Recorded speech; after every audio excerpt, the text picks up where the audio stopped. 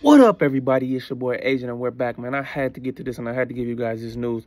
We are just a few hours out as the rivalry is renewed once again. I don't care what Michigan fans tell you; they care about this game. I don't care how bad Michigan State is; they care about this game. Yes, Michigan and Michigan State will play tonight. Yes, at 7:30. As I'm currently recording this, it's almost 5 o'clock. But I had to get this news out here and give you guys my thoughts for this game. We're gonna talk about this game, give you a little recruiting update on this game because there's big implications in this game. But yes, Michigan State travels down to Ann Arbor to take on my Michigan Wolverines. Yes, both teams ranked, both teams bad.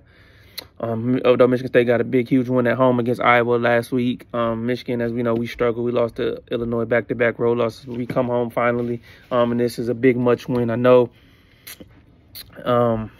It's going to be a tough road from here. As still got games with Oregon and Ohio State and the Indiana team who just beat Washington, and they're undefeated as well. So this is going to be tough. But Michigan needs to win this game for Friar State. So it is important. After the 49-0 win last year, you see where it's come. It's come down to this. Michigan State has nothing to lose. So Michigan has to come in here on fire.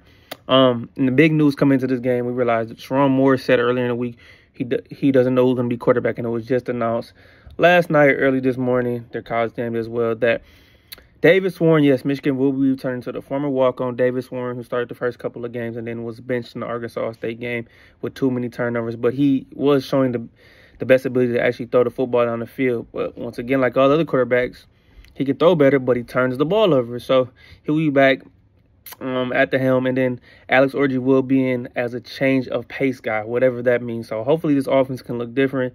They can adapt, which they haven't done all year. So we'll see what happens. But a couple other things. Will Johnson, the cornerback, elite corner, is out of this game. He left last week's game against Illinois with, they said, was possibly a toe injury, but, college doesn't like to tell you, so they diagnosed it with a lower body injury, but he will not be playing tonight. So expect a lot of Amir Hall if he plays. Jair Hill cannot be as aggressive. Michigan State does have some really good receivers on our side, especially the star true freshman Nick Marshall. They will try to throw the football down the field, but Aiden Childs does like to turn the ball over just as much as Michigan does. So it's going to be who can make the least amount of mistakes. I think some of these keys to victory, like I talked about, don't turn the football over. Yes, don't turn the football over. We talked about this all year, and they continue to make mistakes and turn the football over. So if they can not turn the football over, I think they really have a good chance of not winning this game, especially with it being at home. Number two, you need to run the pound the rock with Kalel Mullings. He needs at least 20 touches. He was kind of quiet last week. I know he had the one rushing touchdown. And you're going to have to find a way to complete some deep shots down the field, because when Davis Warren was playing for Michigan, he did try to throw the ball down the field, especially intermediate like JJ used to do. But you're going to have to take some deep shots. It cannot just be coast and level. I'm going to need some guys to step up. Samaj, I'm calling your name.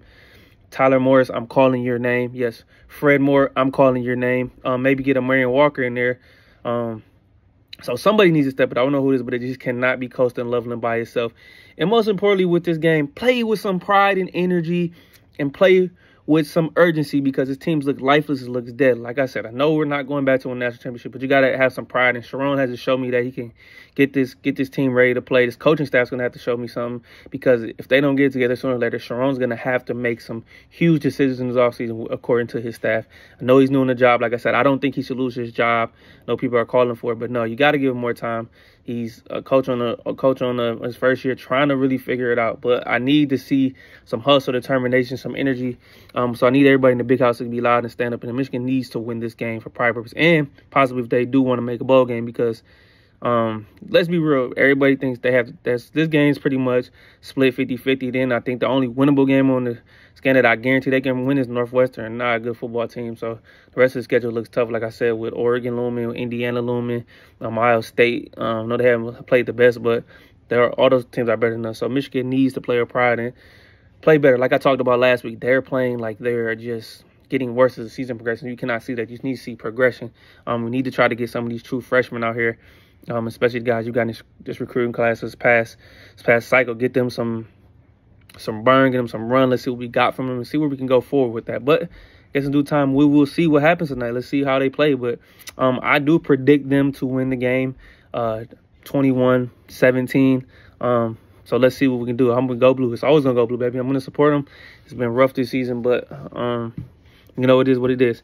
But on another note, this is another reason why this game is so big this week. This is a huge recruiting weekend, which means Michigan needs to get it. I'm basing these recruiting stats and stuff on On3. It's another service, kind of like Rivals, 247, ESPN, blah blah blah. You know how it goes. Like I said, Michigan needs to impress and do it, especially with the recruits they already have committed in their own campus for the game tonight, and guys they're trying to flip, and then guys that they want to keep. So let's start with some of the guys, some of the targets that they're trying to get. They're gonna be on campus. Let's go 5-star. Oh, sorry about this. Let's announce this first. Michigan, according to On3, is ranked 12th right now in the recruiting class. So it's pretty bad. They need to get in this top 8 to 10, I believe. You want to be elite, like I said. But they had huge news this week, which was huge for Sharon in a big win. Getting 5-star offensive tackle Andrew Babalow, ranked number 11 on 3, from the state of Kansas, offensive tackle, about 6'6". Guy who has a chance could potentially be number 1 pick in 3 to 4 years. Has that kind of ceiling. It's great, man. Much needed win for Michigan. Now let's go to it. The guys that are coming in that Michigan has a chance to flip or get the commitment from. 4-star cornerback. Obviously, I think he moved to 5-star. 6'2" guy from the state of Virginia. Number 65 on 3. Shamari Earls, cornerback out of Virginia. He's committed to the University of Georgia right now. But Steve Wilfong, who's on 3, he's made a prediction that Michigan will be able to flip Shamari Earls with the intention of him being able to play early, which Michigan's going to need some experience back there, and he's going to have a chance to get a shot at playing. So Michigan can get him huge. Lamar Morgan is trying to do his best. He's doing a good job coming in as a new DB coach, replacing Steve Clinkscale. Let's keep going. 4-star, ranked 364th in the nation. Defensive lineman Joseph Mabachu, he just decommitted from Florida recently. Michigan's in the running, but there's some SEC schools that are in there. So if they can get him, get a guy to the SEC from the state of Georgia, it'd be much needed boost for this class for 2025. 3-star defensive lineman, ranked 681st in the On3. Benny Patterson, the defensive lineman from the state of Indiana. He is committed to Cincinnati right now, but I believe he flips. I think Michigan has a good job, but NC State's on the trail. Florida State's on the trail. USC's on the trail. So Michigan needs to make a good impression moving. I think they can flip them if they really press hard. Let's go again. Another defensive lineman, 3-star defensive lineman, 831st according to On3, and that's Quante Gillians, a defensive lineman from the state of New York. He's currently committed to the University of Syracuse right now. No, Syracuse is his dream school, but Michigan has a chance to flip him. I know he said Michigan and Michigan starting the running, so Michigan can put the full court press, get another 6'4" defensive lineman, develop. You know, you get in that Michigan weight room, develop strength, you become good. So I believe they got a good shot as well. Now let's go to a couple 4-stars. A 4-star linebacker ranked 216th. Brady Gompers, linebacker from the state of Pennsylvania. Committed to Duke right now, but Penn State's in there. Michigan's in the running. Let's see if Michigan's defense can impress and leave a mark and build some momentum to get him to possibly flip. And let's go to 4-star safety corner, defensive back. He plays offense two-way star at his high school. That is 4-star, ranked 186th. Jordan Young. He was a heavy lean to NC State. Clemson's in there, but Michigan's trying to make a push, and they were far behind, but they jumped back on, putting their hat in the ring, and they're going to try to make a commitment to get him, and let's see if it happens. So it'll be huge. My dream secondary would be Jordan Young, Shamari Earls, and keeping Ivan Taylor. I'll get to that in a minute, and then possibly even getting Brandon Finney, a 5-star, high 4-star, possibly 5-star out of the state of Maryland as well. A dream secondary for this Michigan in this 25 recruiting class, and Lamar Morgan I think is doing a great job in the secondary, so he's doing a good job as well. And let's go to the last guy, 4-star, ranked 243, DB. I've seen him play receiver as well. Elijah Dotson from my state of Michigan, a powerhouse, Belleville High School. Michigan's been monitoring him. I think if they push hard, they could get him. He's currently committed to Pitt University, so let's see what happens. I need Michigan to make a huge improvement. Like I said, Lamar Morgan is doing a great job recruiting as a DB coach. Also, I got to give Lou Esposito a great job, the defensive line coach. He's doing a great job in what he's been doing. These two coaches have been on the trail. They've been making noise, and this is huge. Like I said, it's not just all about the transfer portal, but you have to have these top 10 recruiting classes in order to be successful, to keep that talent coming in and out, to combine it with the transfer portal as well. And let's look at some of the guys, a key commit who is returning, and this is 4-star defensive back, ranked number 60 in the country. That's Ivan Taylor. Was previously committed to Notre Dame. Then he flipped to Michigan, and he flipped to Michigan earlier this summer.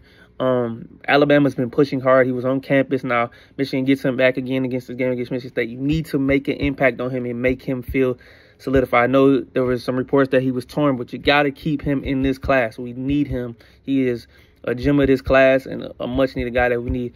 And he'll talk about a guy who's not visiting Michigan this week, but he's a Michigan commitment. That's Andrew Olesh. That's a highly rated tight end that Michigan needs. He could be the next Colston Loveland. He's currently visiting Oregon right now as they're playing Illinois, and Michigan cannot lose the commit from him, especially him and Ivan Taylor. I think these two guys are the gems of this class along with Balboa, and if they keep that, everything's going to be in sync. So we'll see what happens. As we know, with high school kids and recruiting, it's ever changing. But let's keep this momentum. I know we're not playing great on the field, but just build some momentum, some positive feedback for the future. And as we keep tagging along, I know we went out championship, but we got to keep this going. We can't just, this has to just be a one-off this season. So we'll see what happens with that. And then Michigan's favorite to land, possibly flip a 3-star wide receiver, ranked number 713th in the nation, Jamar Browder from out of the state of Florida. He's currently committed to NC State. He's a 6'4 receiver, a big body receiver that Michigan needs to go along with Jacob Washington, 6'3 receiver out of the state of Louisiana. This will be huge if Michigan can flip him. You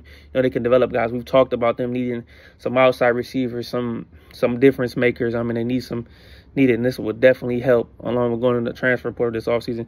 And then a guy I'm really, really high on, 4-star guy.